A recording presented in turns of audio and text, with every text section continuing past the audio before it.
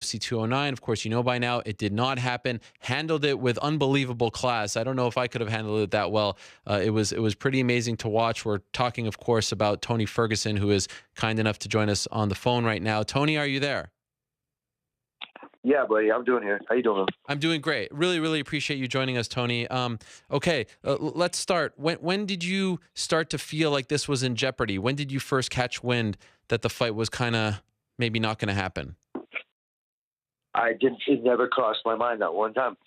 Out of all the stuff that Khabib was saying, I gave respect to him. I still wish he's doing good. But I just think it was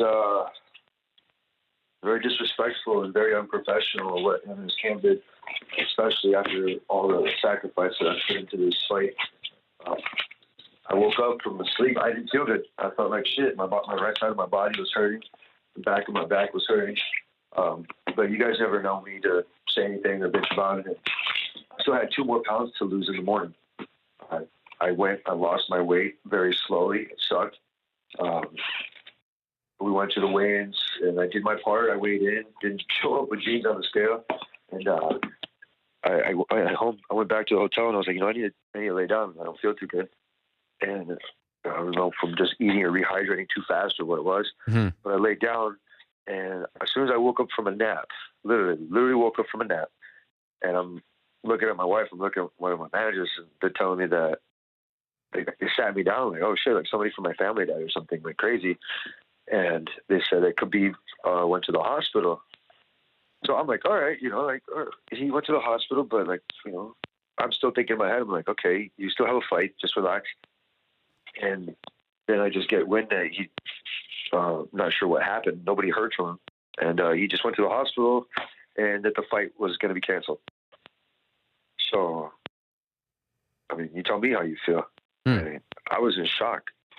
I was just, I don't know, dude, this fucking sucks, personally. How did your Dana White said that he's never seen a fighter react, and understandably so, to, we've seen this with Cormier and Jones, but he said that you were in pretty bad shape. Is that accurate? Like, how are you reacting to this news so close to the fight? I was frustrated. I was pissed. I fight for my company. I always do, which is great, but I was pissed at the situation. As soon as they let me cool down, as soon as I went to UFC HQ, and I walked in there, I was very professional, and I was just like, what the hell, like, what am I going to do? Like, I'm sitting here out with family support, it's been a really crappy process, dude. It's just been really crappy process because I wanted to give the fans exactly what they wanted, which is an amazing fight. Well, we were the people's main event. And that was like something I just kept hearing about over and over and over. So that's exactly what I wanted to do. And they offered me, they said something about Michael Johnson. And I was, for a second, it took me to process it because now we're not going backwards. This is the UFC. We aim to keep climbing these ranks. I broke my arm and I went back and I was like, all right, this is cool. And I did my work. I had to earn every single step of the way. This title shot, this interim title shot was not given to me, ever. This was earned. It's like literally through blood, sweat, and tears, man. It was crazy. So they went off me the Michael Johnson fight, and it wasn't at the weight that I was at, and just a lot of frustrations going on, and it's kind of a crappy situation, Ariel, and I hate it. It's a really shitty situation, and I would love to fight Khabib, but there's no guarantee that he's going to show up and make weight. He's eating. I found out too that he was eating tiramisu a couple weeks ago, like unembedded. I'm like, what is this guy doing? Like, really? It's plain disrespectful. It's very unprofessional, and my next fight needs to be a title fight. I've earned every single right of the way. I mean, I need somebody that's just guaranteed to show up. I've done all my homework. I've done all my ends meet for this fight. But if we're talking Khabib, there's got to be some sort of guarantee or insurance for this, man. But it's a crazy bug that I can't squash, and it's a tough pill to swallow, Ariel. And my family and I were going through like just some kind of crazy emotions right now because now it's starting to sit in. Yeah. Like when at the fight, and I'm still staying professional, dude. I still wish him good luck. I hope he really needed to go. I really hope that he needed to go and not watched my open workouts or did anything else and got scared because I wasn't running away. I'm not that kind of guy that's going to run away.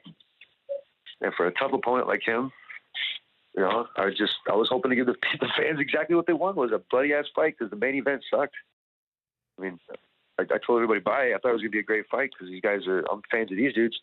I was sitting here pissed off at myself in the stands watching this fight in front of me, and I can't shake it because these fans are booing. You know, but I love my fans, and I think they shouldn't have booed. I mean, it was a great fight, dude. These guys are champions. It's a chess match. It's not checkers. So it's different. I don't know. Just getting frustrated. Would you say that like it's almost like a grieving scale where initially like you came out and you're on the mic at the weigh-ins and you're like, you know, by the fight, all this stuff, and I see you at the fight and you know you're kind of pumped up doing the belt thing, but now you're back home and you didn't get that release and you didn't go out and do what you left your home to do, and now like on this Monday it kind of hits you like this whole you really sucks and you didn't have finality to it. Is that a fair way to describe how you're feeling now? I mean, I just don't get it. I mean, how can you miss weight at this level? I mean, everybody wants to blame the weight cutting, but it's not what a high-level champ does. You know, it's like I heard he was 30 pounds over, and it was crazy. It's about being disciplined and doing it the right way. It really is. I busted my ass. I spent a lot of money to go into this entire camp. You know, to go out on the night before the fight when it can't happen, it's going to hurt me and my family financially, man. They came and offered me Johnson, which I understand, you know, but I wanted to whoop Michael Johnson's ass and avenge my loss. But I can't take a pay cut for no title. It made absolutely 0 sense on this one, Earl. I begged them to pay me fairly so I can whoop his ass, but they refused. Why? Why did they refuse? You know, they were already allocating that money. They were ready to pay you that money. Why did they sold tickets for you to fight? They sold tickets to people who wanted to see you fight. What was their reasoning behind not wanting to pay you the same amount? I'm not sure, but, you know, Dana said that he paid me at the post-fight presser. Yeah. And reports are saying that it was my show money. Yeah. But I don't know what he actually paid me. I haven't even received it yet, you know. But am I thankful that Dana wants to do the right thing? Yeah. You know, I appreciate him for it. I tip my hat. But I would need more insurances next time when this happens again for Khabib. You know, I'm not losing money off of his fault, even if it is a replacement. I'll fight anybody, you know, as long as I'm not punished for something, you know, that somebody else is not showing up to do. I mean, I did everything on my part, media obligations, signed up. I even weighed in on both scales. I did everything, and just I was ready, dude. And like all fighters, I budgeted my entire camp off of my show money. My wife works, so she and I saved enough money to buy a home. You know, and I'm remodeling it, which is for my absolute purpose for this game, my career. Yeah. You know, this fight was going to have enough to afford this house with my payments for the year, you know, covering remodeling costs for my home gym and place so I can raise my son and put food on the table. And yet here I am looking at my empty space wall with no belt. And I'm still trying to stay as humble as possible and professional. And, it's hard. The Nevada Athletic Commission released the payments for the card, and it said that you were going to make $250 and $250. Are you able to say if that's accurate? And if so, are you able to say what they were asking or saying that they wanted to pay you to fight Johnson if it wasn't your $250 show? You know, it wasn't what I wanted. Okay. They wanted to give me something, but I wanted my show money. I felt like at least I deserved that. And the day before, man, and I'm going to take a huge pay cut, more than probably half. And, you know, it was frustrating, dude. I want to keep saying, you know, it's frustrating, but here I am starting from the mailroom spot from the Ultimate Fighter with ultimate highs and lows. And there's no sad me story here. I'm going to be Tony Uncle Ferguson no matter what. I'm coming after that belt. This is my time. I mean, who else is next? I'm not going to fight anybody else next. You got to give me Conor. He needs to defend his title or he needs to vacate it. This is a game that I play, but you know I did everything up for fight week. I really did as much as I could, as much as my body freaking hurt and sucked, and dealing with these guys circling my family, and it was crazy, man. A lot of BS this fight, but yet, you know, I'm glad I gained a lot of followers, and I'm glad the UFC was able to have a show. And it sucks, but I'm not taking a pay cut. That blows big time. So is it fair to say, because you said you'll only fight for a belt next? You mentioned Connor. Unless it's the real belt against Khabib, you're not interested anymore. You want to fight for, you don't want any interim title fights anymore. You want to fight for a real belt? Well, I want a belt that I can hold. Yeah. Shit. Yeah. If it's an interim or not, like I said, if it's real enough, if I can touch it, if I can see it, and I can look at it, and I can hold it, and my son can look at it, and enjoy it, Yeah. that's real enough for me. Okay. It really is. So I can't figure out who wants to fight or sign on the dotted line. There's nobody. I'm ready to go. I'm absolutely ready to go.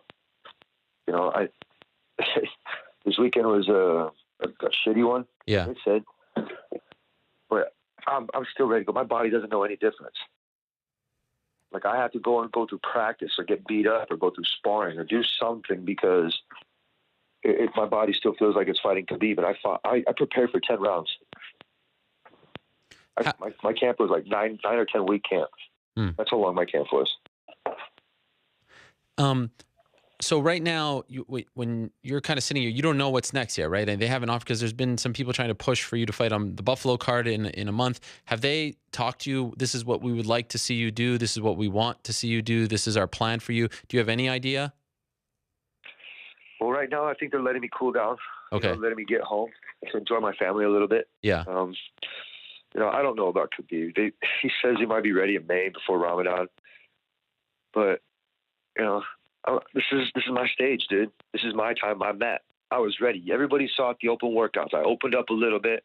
I want to show some cool different things, and there's just no guarantee to fight that dude. Right. He's got to be able to put my family through that again. It's got to be either guaranteed belt. I just don't want no BS anymore, man. I'm a fighter. I have management that does a lot of stuff, but I'm a fighter. And I fight really strong, and I fight really hard for the fans and for my company. And regardless of who it is, I just want to be able to be compensated for my time and my efforts, man. And as a fighter, especially when I'm spending it on camp. Would you be interested in coming back and fighting on that April 8th card, or do you need some time to cool off? Oh, I told you, I'm ready to go. Okay. I mean, really, I am. My body is ready. I'm a champion, dude. Champions are made in the dark. I've said that before, but I really believe it. I'm here really putting in my work and my effort. And you know me, I can shit talk if I really want to, but it's not something I want to do. It's not in my bag right now. Like I really feel that my skill set is at that certain level where I haven't peaked yet. That it's elite. Like these guys don't have any idea what they're in for. Like once they get in the clinch with me, I don't know if you saw that during open workouts I call it the specialist. It's almost like a scissor takedown from a duck under. And it's a nasty, cool takedown. I've been learning leg locks, and I'm ready to go, bro. I mean, I even thought about bumping up to 170 or down to 145, but Tyron Woody's got 170 pounds, but I knocked everybody out at 170. And at 155, I've been finishing dudes left and right. And I have no problem getting bigger. But as far as the future, as far as MMA, I'm not going anywhere. I'm staying here. I'm strong. I'm active. And I still love my sport, dude. I'm just sad that I didn't get to go out there and demonstrate the awesomeness and eliteness that myself and my camp really, really prepared for. Literally, it was awesome. You guys were such a great treat for it. What was it like, knowing that? I was not surprised that you were in attendance, but I couldn't help but think, like, man, I can't imagine what's going through his mind. How difficult was it to sit in that arena knowing that, around, I don't know, 9 p.m. Pacific time, you should have been in the cage fighting in this fight that everyone was so excited, people's main event, all that stuff. How are you processing that? It was hard. It was really hard. I think more than anything else, I was trying to just I wanted to enjoy the fights. I wanted to make the best of it, and for that time being, just to enjoy it, because it is about the life, the camera, the action. Once you've never been to a UFC event, that's sad. You have to go. Save up your money. Save what you got to do. You got to get to an event. You got to just take it all in and soak it in. And it's not about like who you're sitting next to or what. It's just the vibe and the aura. If you're there and you listen to the music, you're getting pumped. You're sitting there, you're looking at the stage, and you're sitting there on the canvas, and you're like, yeah, I want to be one of those guys. And you got NFL guys coming up to you saying that. I mean, these guys are big, and they're like, we're big fans of you. Oh, can we get a picture? I'm like, dude, hell yeah, dude. I'm like, look at the Super Bowl ring. I'm like, that thing's fucking crazy. That's awesome. That's eliteness. That's awesomeness. And they're looking for my autograph and for my picture, and I'm just kind of being chill, and it kind of, you know what, made the sting go away. Huh. Okay. It kind of made the sting go away because, you know what, they were there to watch me. They were there not just me, but Khabib. They were there to watch a great, spectacular, epic battle between two of the world's best lightweights. You know, he had a 9-fight win streak. This dude had 24-0 win streak. He was going to have his first loss, and I said it. And I called him out during weigh-ins. I called him out during everything, and he couldn't shake me, baby. He could not shake me one time. I went through there, and I looked at him, and he just couldn't figure me out.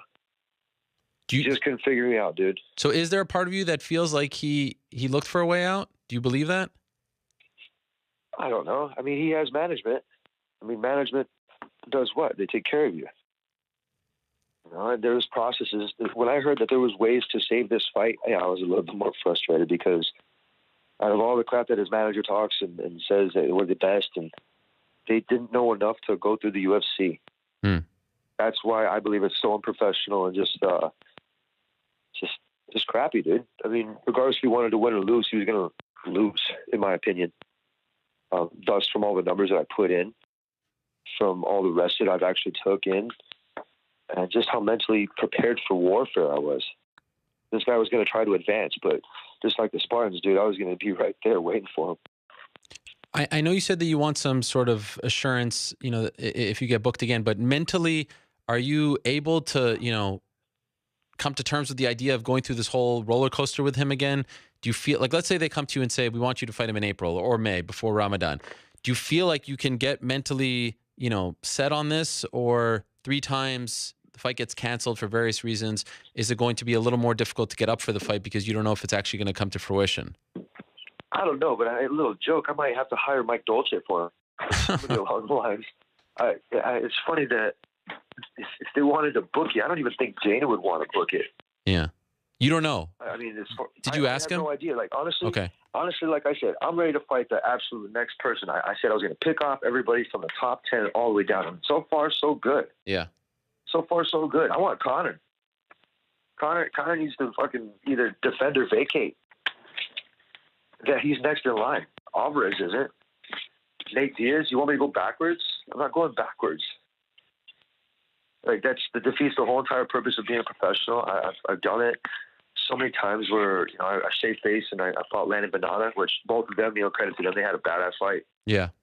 You know, it's exactly what I thought it was going to be. It was great. The other kids stepped up. But I'm not trying to fight freshmen, man. I'm not trying to fight incoming like sophomores. This is not how it goes. I'm a veteran in the sport now. I deserve my title shot. I deserve a top-notch opponent that's going to sit there and make weight, and give me some shit. I want that fight. I think the fans want that fight. My skills are far superior than anybody else's in this division. I believe that I'm becoming more professional, more mature. I believe that my skill sets are the same. And I believe 150% I will be future champ, regardless of when and where. By the way, just to be clear with the timeline, when you stepped on that scale for the early weigh-ins, did you not know that he had been to the hospital? I had not known anything. Wow. What I had known was somebody sent me a text saying that Khabib wasn't looking good. But I never really paid attention to him.